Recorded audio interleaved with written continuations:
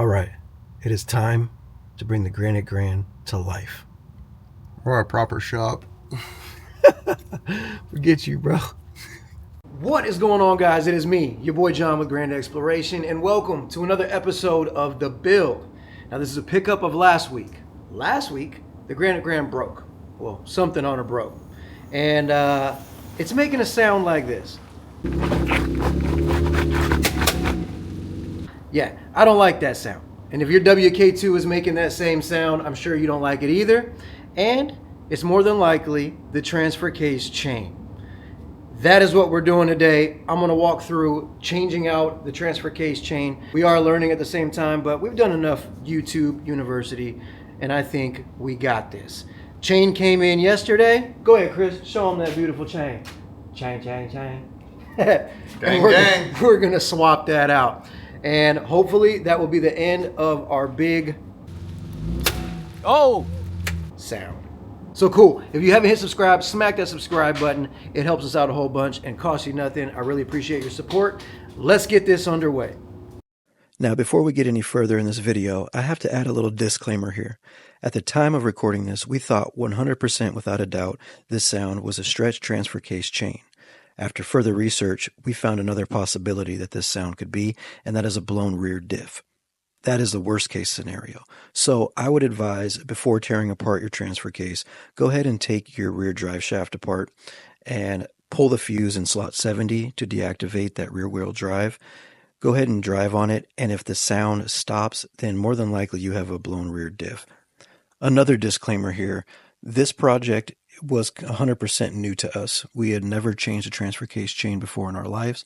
So if you are intending to use this as a step-by-step guide to changing your transfer case chain, I would advise that you watch this video in its entirety first and not go step-by-step with us, because we did make a number of mistakes that you do not necessarily have to make. So learn from our mistakes. This video was originally intended to keep people updated on the status of the Granite Grand after I broke it. So I would highly suggest you use this video as more of a getting a general idea of how to change a stretch transfer case chain, and not so much a step-by-step guide. But I do intend to help you as I go, so hopefully this video does help somebody.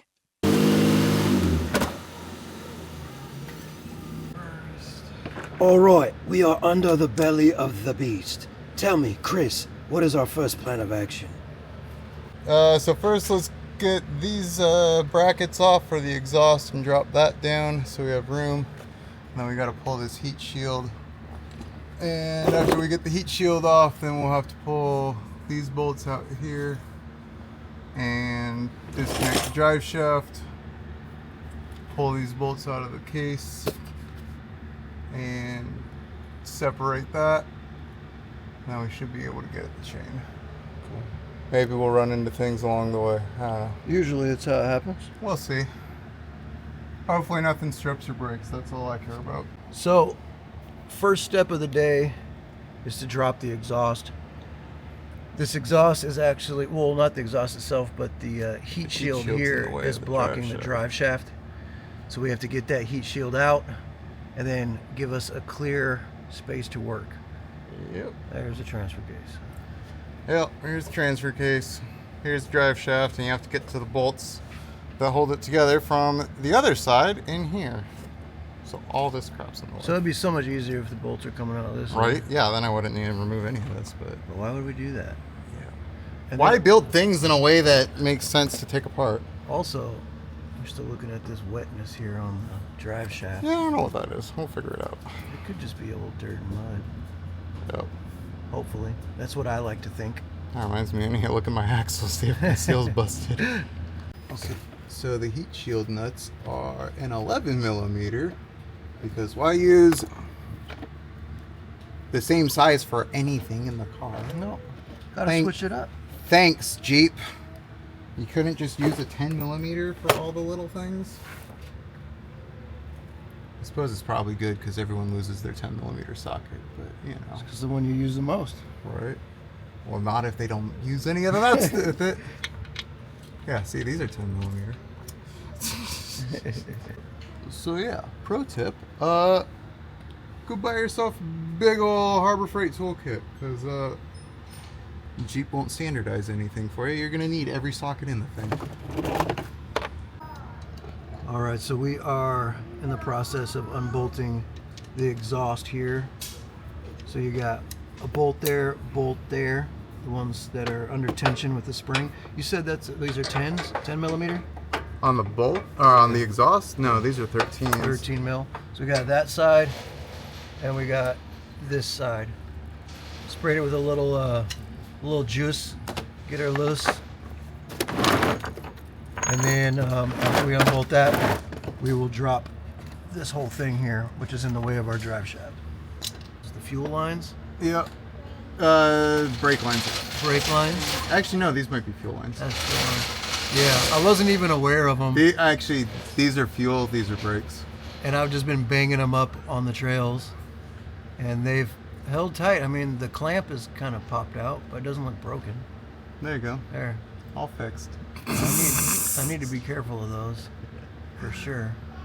I'm surprised they haven't busted. 2 hours later. No, I just took a couple minutes. These things are kind of hard to get off. You see the studs are a little rusted. We have this side off, but that one on the bottom, that nut is starting to round out a little bit. A little closer look. Starting to round out, so we gotta be careful with that one. You're a mess. All right, exhaust is off. Look at all this room for activities. Let's hear what it sounds like.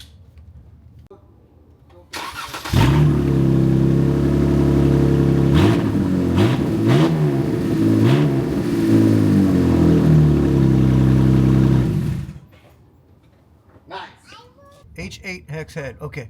Next step is to drain the fluid, and you need a hex head. It's a H8. Yeah, one of these guys.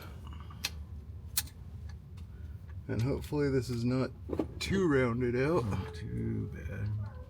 It's been rounded out a little bit. It's gonna come out at me, huh? Probably. Yeah, I don't remember. There it goes. Suppose it would have been smart to actually like measure how much came out, but We can look it up. too late now. It doesn't get pumped anywhere though. It just like sits there and loops the chain and stuff. So. All right, fluid's out. Oh. Also a good sign. There was no metal shavings in the fluid, so that's nice. We appear to be in luck. So we will get ready to unbolt the drive shaft in a minute.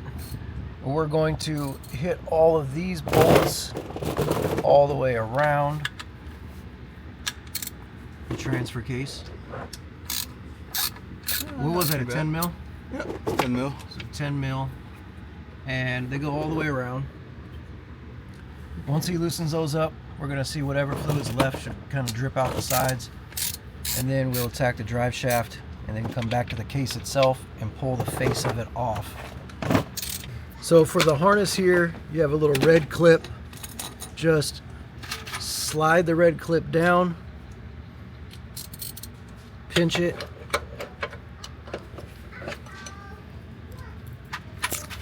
and pull out. All right, that is the plug for the motor. All right, so we undid that plug, but there's also a plug around the other side of the motor. Right there. So we gotta get that one out too. All right, drive shaft time. Chris is gonna go ahead and get started on these bolts. And then I'm gonna refer to the video that shows us how to do this job to make sure we take this drive shaft out properly. So we got the front part of this rear drive shaft unbolted all the way around. We're gonna need to take a chisel and a hammer to tap it, but before we do that, we're gonna move back to the rear and get that one undone. And then we'll do this guy. This is what called what? The carriage, or what is Carrier it? bearing. Carrier bearing. That's 2 15 mils right there, and then the drive shaft will come out. You know, I noticed something really weird when we were taking out the bolts of the drive shaft. literally like engine oil coming out, and no one understands why there's oil inside of here. If someone knows, put it in the comments. I don't know if like there's a seal broken or what, but either way, I don't know why there'd be oil in there. I mean, it's not leaking from the transfer case because transfer case takes that red fluid. So that has us a little stumped. All right, it's a little dark, but as you can see, Chris is using channel locks to keep the drive shaft in place, and he is using a H8 torque bit to get out all of those bolts around the drive shaft. And it's not fun, it's not easy, but it works. That'll come eventually. You just gotta figure out where you can get leverage. I don't know which one's which. You gotta be really careful with the bolts, the torque bolts on the drive shaft. We just rounded one out a little bit. I mean, we can still grab it, but I don't know what happened to good old Detroit steel. I mean, I do know what happened to it, but ain't gonna say it on YouTube.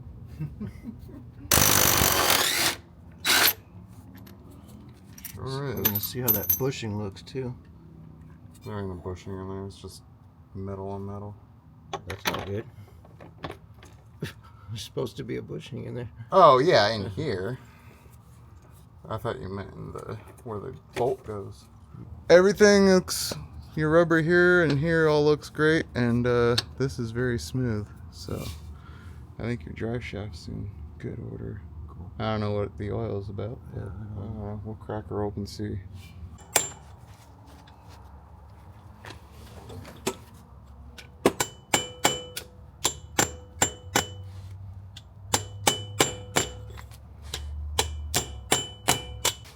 So you can see my line that I drew for where everything lines up, and if I Which is super important. You're gonna want to draw a line. yeah, you don't where want to start. unbalance all your shit. So start a line there and just draw it straight up so that when you put it back, you're basically clocking it and putting it right where it was previously.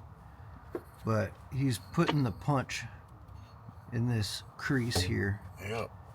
Everything's unbolted and it's just sitting in there, but it's gonna be stuck. So you gotta kind of use a punch and hammer to loosen her up. But yeah, this part just sits inside this part. It's like a little cup. So I've got it all nice and separated.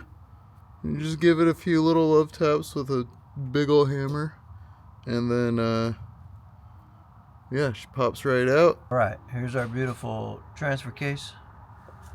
We're going to start finishing off the rest of these bolts. So all these bolts all the way around, 10 mil, and remove the face of the transfer case, revealing our chain. So we're prying the face of the transfer case off. It's held together by RTV sealant.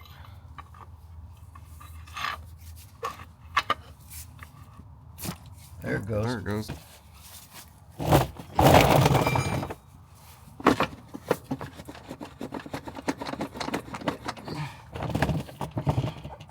So, honestly, we couldn't tell if the chain was loose or stretched out too much because it came right off the sprocket when we opened up the face of the case. But there's a suspicious spot inside this transfer case. I don't know if you guys can see it or not. If you want to point it out. Yeah. That's right here. Right in there. It looks like it's been getting nicked. The only thing I think it could be getting nicked from is the chain, if the chain is loose. Yeah, it's kind of scratched up and shaven right there in that spot. I don't know. I really don't know how well you guys can see it, but it's rough to the touch there. Yeah, all the rest of this is all smooth except that. So, I mean, maybe that could be something, meaning a loose chain. Now, we're at the stage where it's time to put on the chain. But there are some snags in the road. The videos on YouTube that kind of walk you through this process seem to only be for the QT1 system. The QT1 system, it is a lot easier to replace this chain with the rest of the transfer case still in the Jeep and only having to take off the back half of the transfer case. In our situation, this is the QT2 system, so we got a lot more gears and doodads and all kinds of fun stuff in here, which also this shaft that is a part of this half of the unit. Then there's another shaft that's part of the unit that's in the Jeep already that holds this sprocket. And it's going to make it a lot harder to line up the chain while putting this face back on. All right, we decided to stop messing around, be easier on ourselves, and drop the rest of, or the front end of the transfer case so that we can just work on all of it together. The QT1 system, you can change this chain out by just taking the back end of the transfer case off, but I'm not finding it too easy to do with the QT2 system. It's just not easy to line up the chain, and there's a lot to take apart if we do it differently. So the entire thing's assembled from the front and back when at the factory, or if you have a service tech doing it. So we're dropping it and we're gonna put it together. It's taking too long. Also, this has been one heck of a job. We're also learning as we're going. So forgive me for any steps that I may leave out, like bolt sizes and things like that. I will leave a link to the diagrams and instructions on how to go about this project, just in case you're confused about anything we're doing here, because we are racing the clock a little bit and we're getting hit with all kinds of little roadblocks. So like I said, forgive me for not being super thorough, but hopefully it's not too bad. All right. So yes, this job will be a whole lot easier with a lift, of course. But if you don't have a lift, since we're taking the whole transfer case down, we need to lift the front end so that we can spin the front drive shaft easy. We'll spin it at all. So we have it jacked up in the front with the tires just barely off the ground. And we have another jack that is holding the transmission in place so that it does not sag. yeah, you don't want to put all the weight of the transmission and transfer case on your bell housing bolts. That's not good. And now we got the whole transfer case exposed. Yep. Also, another little helpful tidbit. I mean, before we didn't realize we needed to drop the whole transfer case. And so while we were just trying to drop the back end of it, we couldn't access the exhaust hanger to reach the bolt. So we ended up, chopping the exhaust, and now we have to get it re-welded. Well, now that we know the whole transfer case has to come off to do the QT2 system, the hanger to the exhaust is chilling right over there. Can you see it, Chris? Where Chris It's is right here. Yeah, right over there. So you can just loosen this clamp up, pull these bolts out, and it'll slide forward and off. And But you have to disconnect the cross member to get to these bolts. So that'll make it a lot easier than having to chop your exhaust. Don't do as we did when it comes to that. So now we got both halves of the transfer case. Now we can get everything in place, put the chain on, and instead of having to work under the vehicle. I believe this is necessary for the QT2 system. QT1, like I said before, you can get away with replacing the chain under the vehicle. But we had to do all this. So now we're finally making progress. All right, so we've been sitting here trying to figure out how to line both these halves up because we can't get them to line. We were thinking that the splines here weren't matching up with the splines here, and that wasn't the case. It was this detent. We know the directions are like, don't forget to put in the detent, but you can't, I don't know how to show you all these parts, but these ridges right here are what the detent slide on. While we're trying to push the other half down, it's just stuck on those ridges. You need to take the detent out, put the two halves together, reinstall the detent right It's here. that big bolt, yeah. Unscrew that, slide the detent in through the back. So that is where we're going to stick the detent after we seal it up.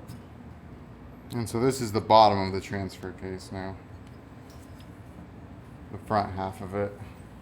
So this guy sits like this in the car. So we went ahead and cleaned the guts out with some brake cleaner, drying them out, spraying them with some air, make sure all the grit and grime is out of there. Alright, so first what I did, I got a little lucky. I just had to look at it for a second. I put the chain on the sprocket that controls the front wheels, right? First. And then, and I'm not trying to let go of it because I have it perfect, I shifted the front end of the transfer case down closer to this sprocket, got the chain around that sprocket, and then shifted it back straight to drop tension on the chain.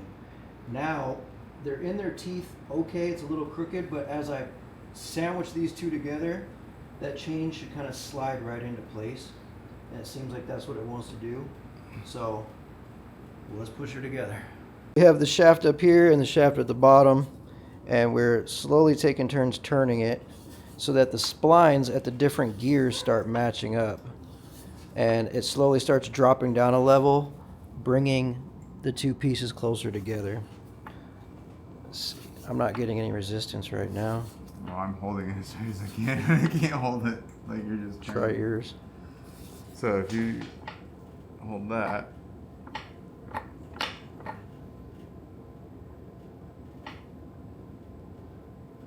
I wonder. Oh, I think we got it. I lost it actually. Alright, so just drop down a level. Alright.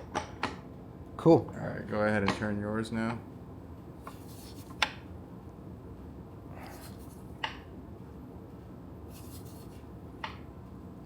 I think it's down.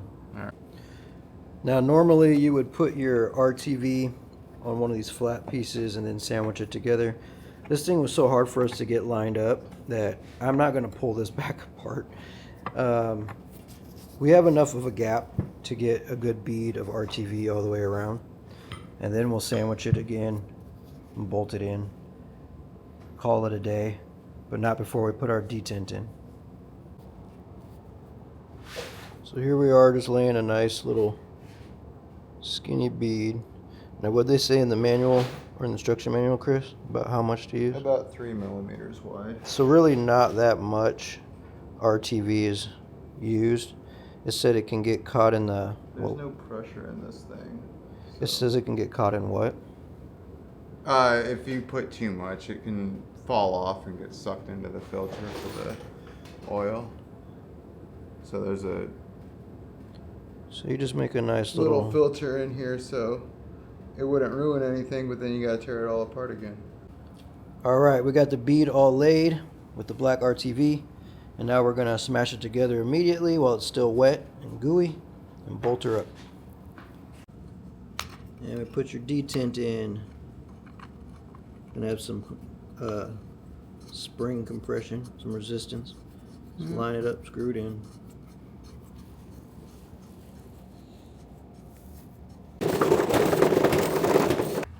I can probably get it where it needs to go.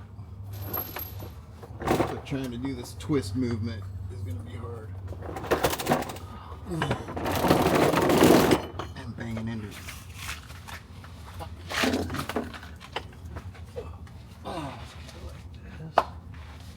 Well, I mean, I guess that could work too. I'm gonna get on.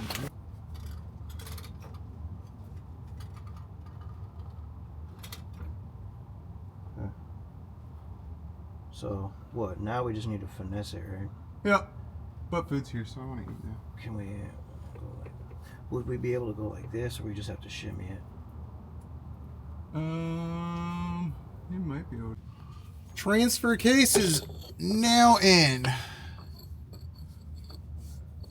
Now just the drive shafts. Yep. Now we got drive shaft. Heat shield. And carrier bearing. Then fluid. And then prayers.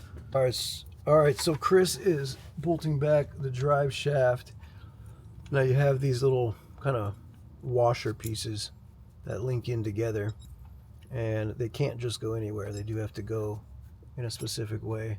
So it's just about kind of finding out where they line up and where they fit, then tighten them up. Because what, Chris, this base plate is just aluminum, Yeah. so that kind of keeps it from smashing in, being able to tighten down those bolts, right? Yeah, I mean the bolts are steel, so Right. So you don't want to just smash it into the aluminum. yeah, you don't want to torque them. This is steel and the bolt's steel, but if you torque straight into the aluminum, you'll crush it. So this just keeps you from doing that. All right, so we went ahead and grabbed a little multi-use transfer pump from O'Reilly's. And we got 2 quarts of ATF4. It's not the Mopar, so O'Reilly's, same crap. It's the red, the beautiful red stuff. And that's what the transfer case calls for. And that's what we're putting in. Let's do it.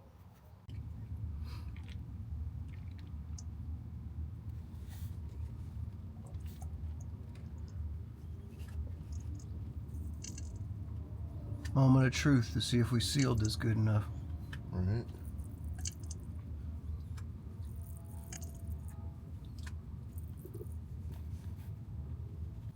All right, it is time to bring the Granite Grand to life. Or a proper shop. Forget you, bro. All right, moment of truth. I'm scared.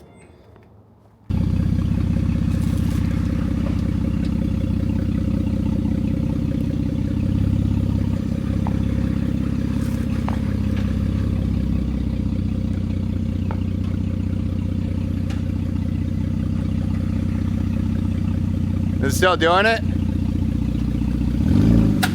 Oh.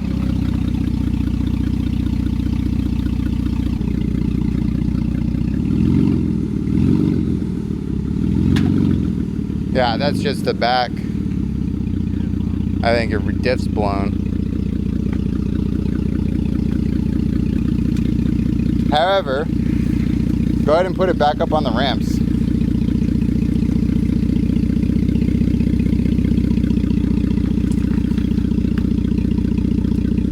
Chris at this moment realized that we forgot to tighten up the carrier bearing, so he thought maybe that would cause some binding. I don't think so, but we're going to try it anyway.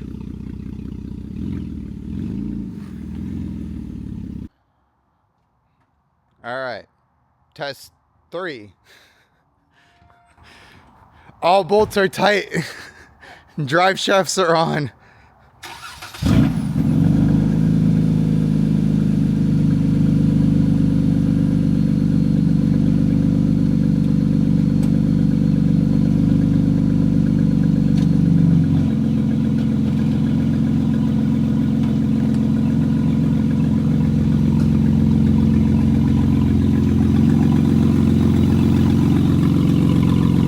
How's it so far? Ah. Well, that sucks. It looks like maybe our first test should have been taking off the rear drive shaft and seeing if the noise went away. That would be the smart thing to do, but we're learning. I never claimed to be smart, so trial and error, and I think it might be a blown rear diff, which is not going to be fun. So the stretch chain wasn't the issue for me, but that is how you replace a stretched transfer case chain. I wish that was my issue, but looks like I gotta go a little bit deeper. I still hope you enjoyed this video, and I really appreciate your guys' support, and keep me in your prayers for getting the Granite Grand back on the ground and ready to go. And yeah, if you haven't hit subscribe, smack the subscribe button. I really appreciate it. And like always, guys, I love you. Peace. And say bye to the Granite Grand. We're coming back for tomorrow.